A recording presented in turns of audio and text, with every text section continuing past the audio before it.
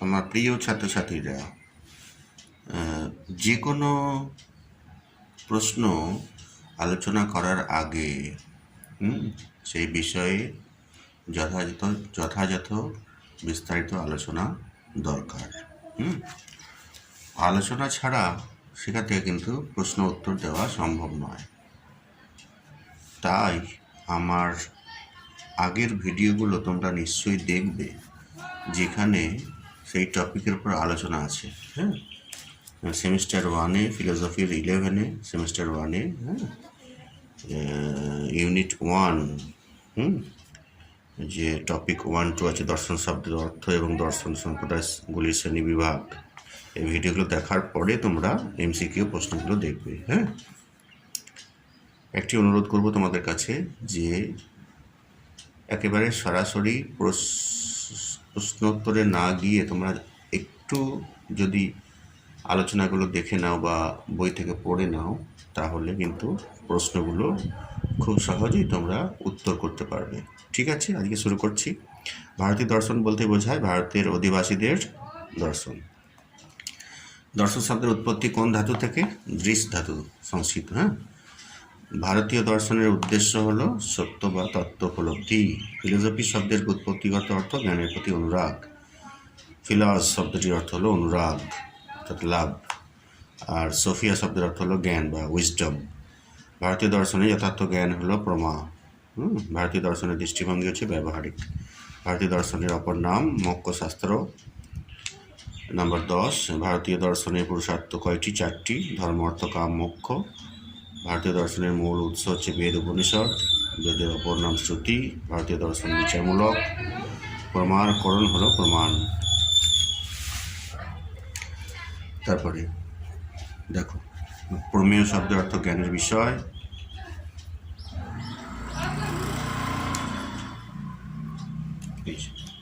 ঠিক আছে, প্রমেয় শব্দের অর্থ হলো জ্ঞানের বিষয়।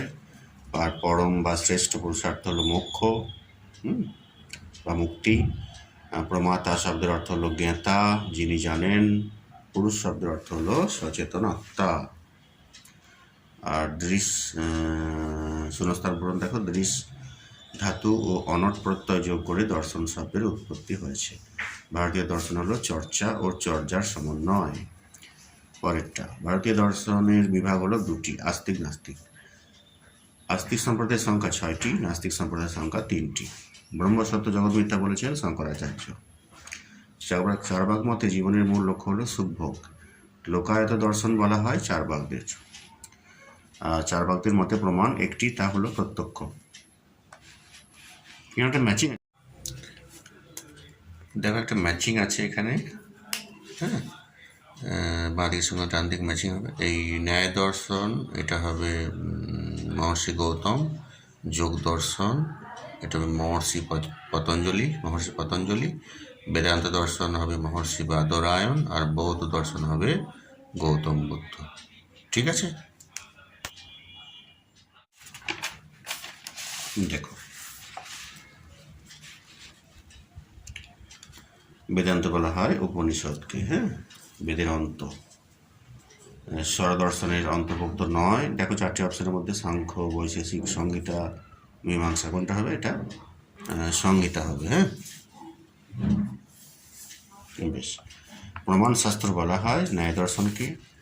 আর 32 নম্বর দেখো, যোগ দর্শনকে বলা হয় শেষর সাংখ্য।